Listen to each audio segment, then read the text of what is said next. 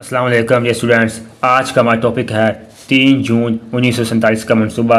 9th class पाक study chapter 2 थे कि पाकिस्तान का क़याम है और आज का हमारा टॉपिक है ये 3 जून 1947 का मनसूबा। 3 जून 1947 को बरसगीर की तकसीम का ऐलान किया गया, जिसकी रूह से इस बात का फैसला किया गया कि 14 अगस्त 1947 तक इक़्तिदार हिंदुस्तान के नुमाइंदों के हवाले कर दिया जाएगा। ठीक है, ये शॉर्ट क्वेश्चन भी आ सकता है कि 3 जून 1947 को बरसगीर की तकसीम का ऐलान कब किया गया।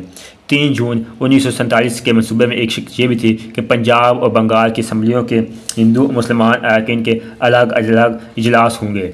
ये भी फैसला किया गया कि इन सूबों को तकसीम कर दिया जाए और सूबों की हदबंदी एक कमीशन करेगा।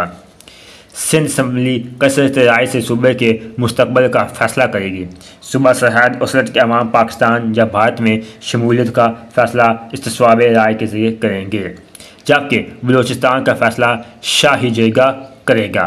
सिंध असम्बली ने पाकिस्तान में शामिल होने का फैसला किया। कानून आज़ादी हिंद 1947।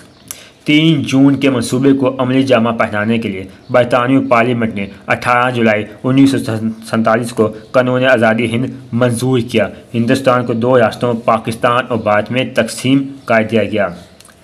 Red Cliff award.